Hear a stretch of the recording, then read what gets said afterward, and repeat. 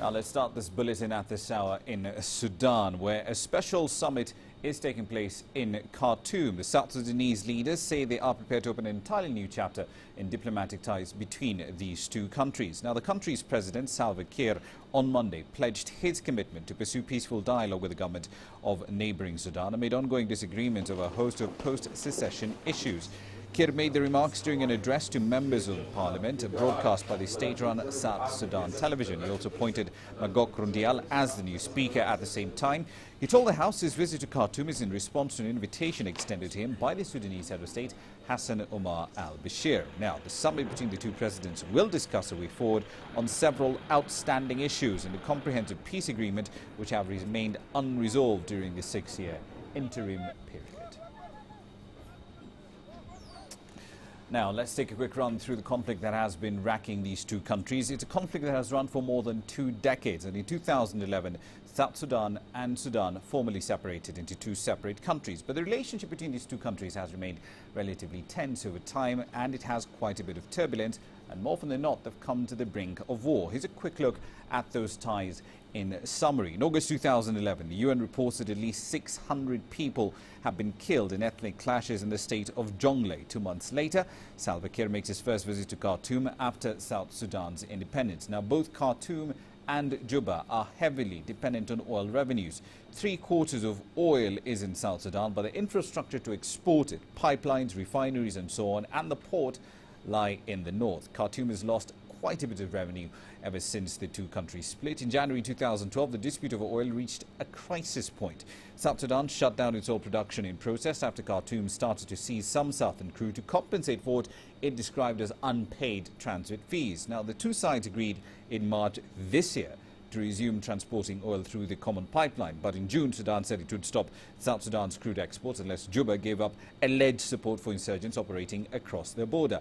Sudan and South Sudan regularly trade accusations of supporting insurgencies on each other's territory. Both sides, however, do deny ever supporting rebel groups. The demarcation of the 2,000-kilometer-long north-south border is another contentious issue.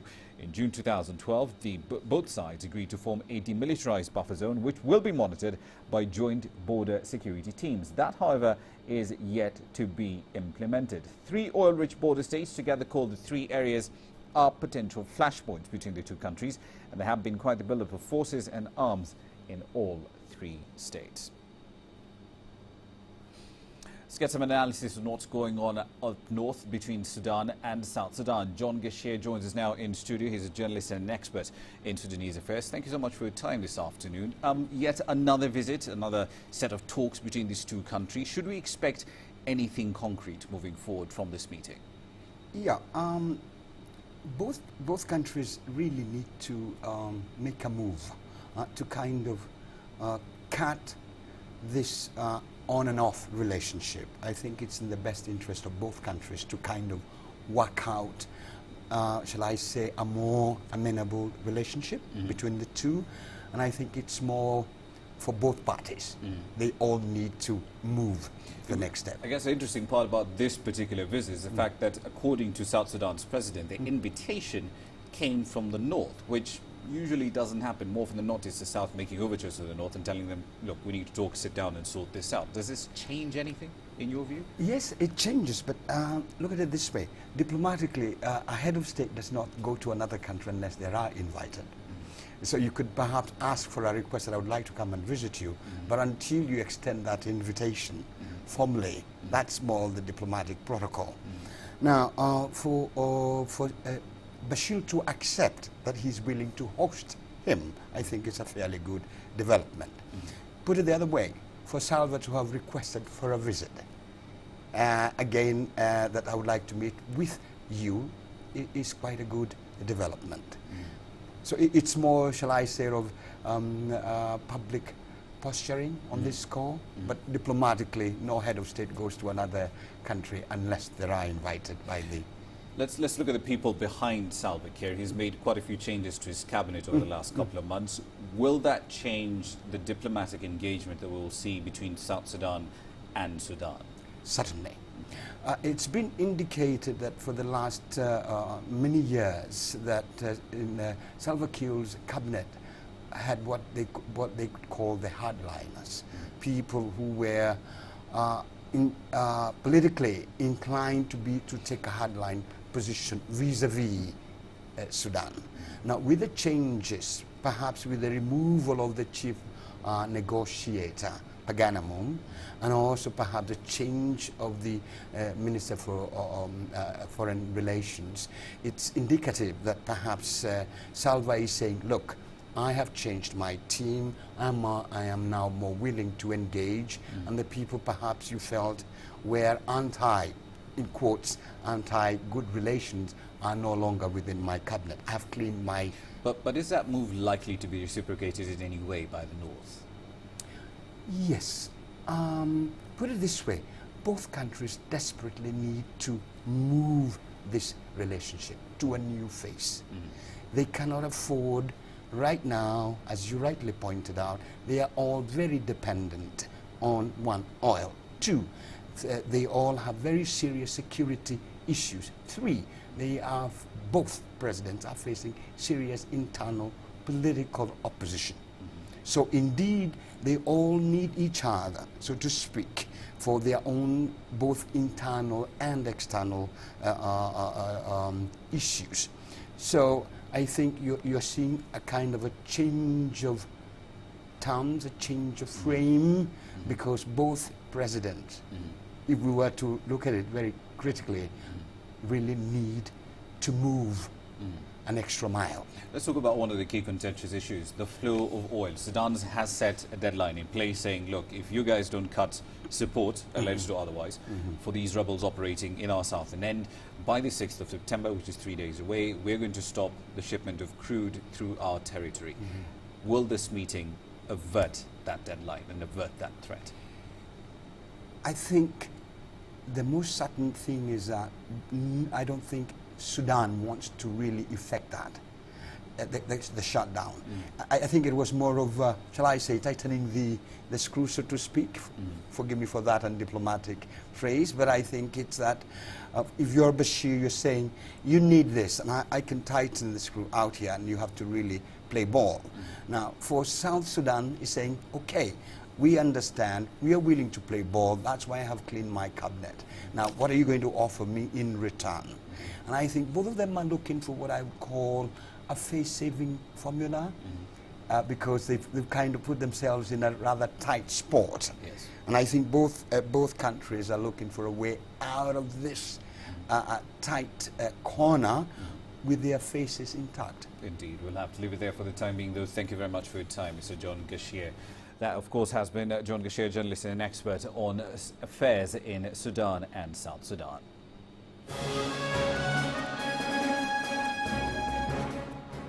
All right, some news just in. There's been an attempted attack, apparently, on the Somali presidential convoy in Mogadishu. Just to recap that first line, this has been an attempted attack on Somalia's president, at least a convoy in which he was in. Authorities in Mogadishu have confirmed that incident. They say, however, no casualties or damage has been reported. Somalia's Al-Qaeda-linked Al-Shabaab insurgents claim to have ambushed President Hassan Sheikh Mahmoud and destroyed vehicles with rocket-propelled grenades. The ambush reportedly took place near the small settlement of Before, near the port of Merka. That's a former Al-Shabaab stronghold captured around a year ago, about 100 kilometers south of the capital, Mogadishu. Just to recap that very quickly, there has been an attempted attack on Somalia's president. According to the authorities in Mogadishu, no casualties or damages have been reported, but of course, in this particular instance, Al-Shabaab insurgents took claim to have ambushed that particular convoy and destroyed vehicles with rocket-propelled grenades as well. Let's take it to West Africa now, where the singer Youssou N'Dour apparently has missed out on a place in the cabinet. The Senegalese new Prime Minister Aminata Touré formed a new government earlier on Monday, with a notable absence of the singer and tourism minister Youssou N'Dour. Now, that's according to presidential statement. The reshuffle came a day after Touré was appointed to replace Abdoul Mbaye, whose government was dismissed without explanation by President Macky Sall after just 17 months in office. Internationally renowned musician N'Dour had been entrusted with the tourism portfolio under the previous government since 2012. His name, however, did not feature among the new government of about 32 individuals. But another presidential announcement broadcast on television late on Monday said the singer had instead been appointed as a minister counselor to the presidency. Touré is the second woman to occupy the post of Prime Minister in Senegal after Mame Madior Boye, who led the government between March 2001 and November 2002. Right then, time for a short break. Here's what's coming up next. Talking tough, the UN Special Envoy to the Great Lakes pledges to confront Rwanda over the M23 rebellion. And a manhunt is on for gunmen who kidnapped the former Libyan spy chief's daughter in Libya.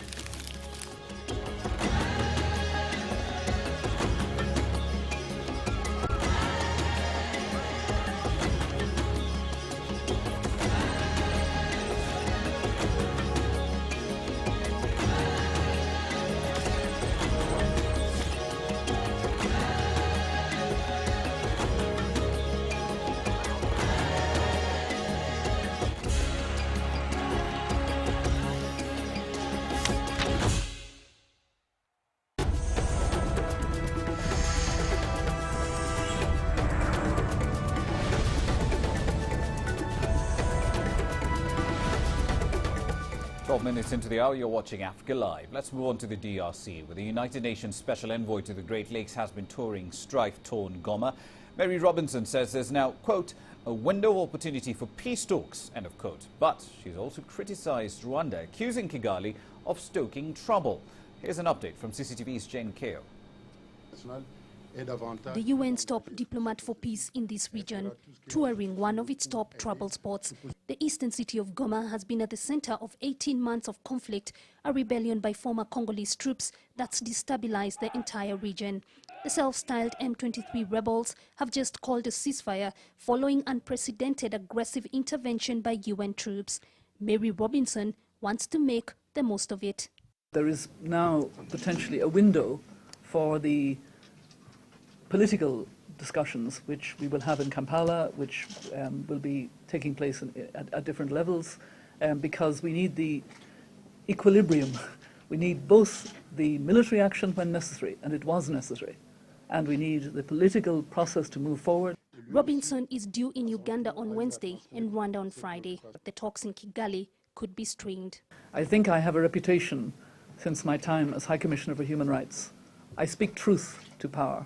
I say tough things, especially to people who need to hear those tough things directly. And I am prepared to speak very truthfully, but also to continue to engage with Rwanda. The UN has long accused Rwanda of backing the rebels. Robinson says there's evidence of that here, but that international pressure is forcing Rwanda to back away. It is becoming increasingly transparent, and that is beginning to have impacts even on how countries that are donor countries perceive the situation.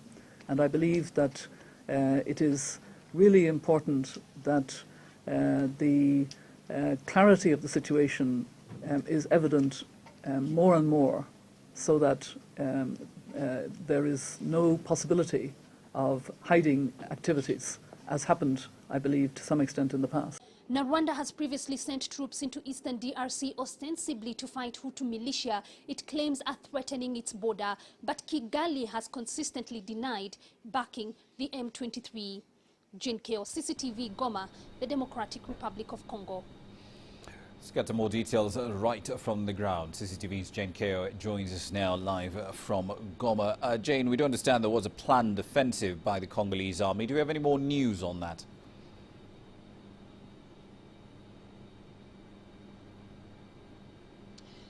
Well, so far, Rama, we are getting reports that it's relatively quiet on the front line. It's actually been like that for the last 3 days. But we are also hearing that FRDC soldiers, Congolese soldiers, are still raiding themselves, aiming to capture Kibumba, which is where the M23 rebels are now. Military sources, military officials have been quoted as saying that attack is imminent. But how soon, we still don't go. We still don't know. The FRDC soldiers say to be between 2 to 6 kilometers from Kibumba. Now, Rama, we are also getting reports reports that the government may actually open a new military front in a town called Mabenga. It's a strategic town located 90 kilometers north of Goma. Now, we are getting those reports even as M23 claims that it has seen some military tanks that are moving near that town, even as the M23 continues to hold its unilateral ceasefire. Indeed. We also do understand that the Congolese government claims it had arrested some Rwandan nationals who were fighting, allegedly, alongside M23 fighters. Has there been any formal response to that from Kigali?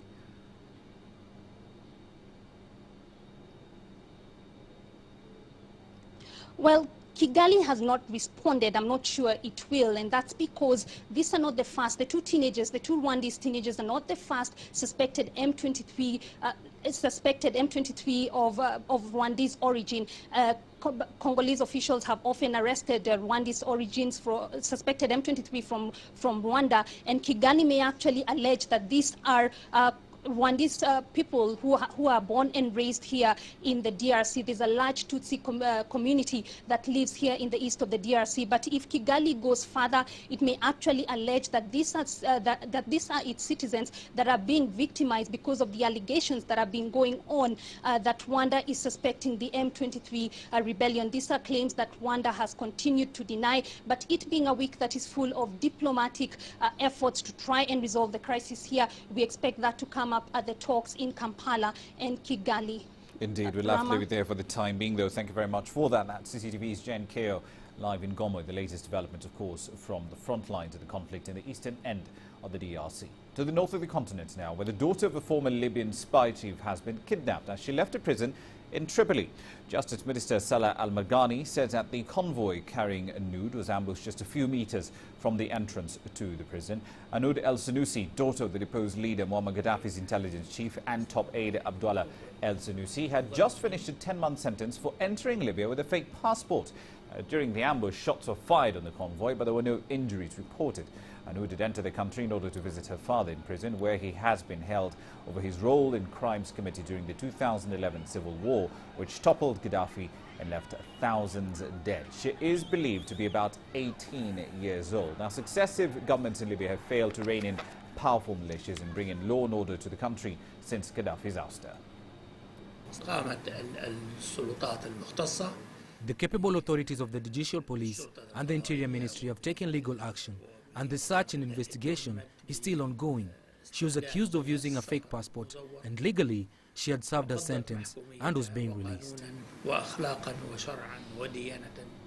make a quick run through some other news on the continent now, and we start in Madagascar, where presidential elections in that Indian Ocean island have been set for the 25th of October after three of the frontrunners were disqualified on technical grounds. The candidacies of the former presidents Andry Rajoelina, Didier Ratsiraka, as well as Laura Ravlomanan, wife of the ousted president, have also, of course, been cancelled by the Electoral Court. The ruling follows the suspension of the funding for the election by many of its key donors, including France and the EU. Parliamentary elections have been slated for December the 20th, along with the second presidential round, if the October vote does not produce a clear winner. Elsewhere, Mali's interim president, Yankhoune Traoré, is meeting with Cote d'Ivoire's head of state and ECOWAS chairman Alassane Ouattara in Abidjan today. That visit comes a day before the inauguration of the president-elect Ibrahim Boubacar Keïta, who defeated Somalia's Cisse in a second-round electoral landslide last August. Now, Keïta will be taking the oath of office before the Supreme Court on Wednesday after an official passing of power ceremony with the recently decorated ministers of the transitional government. The military and civil society will all be in attendance. And finally, to Somalia, where for the second year, the Ideas and Innovation Sharing TEDx event was held in the capital. TEDx Mogadishu brought together 14 speakers in an idea-sharing event that was streamed live on the internet, and the public took part. Now, it's a spin-off from TED Talks in California, where the TEDx format of small events has caught on around the world, with 7,500 such events held in more than 150 countries, including Iraq and Libya. Now, TEDx Mogadishu is one more sign of growing peace and stability for the city, which has endured more than 2 decades of turmoil. Let's move on into business now. Here's your highlight.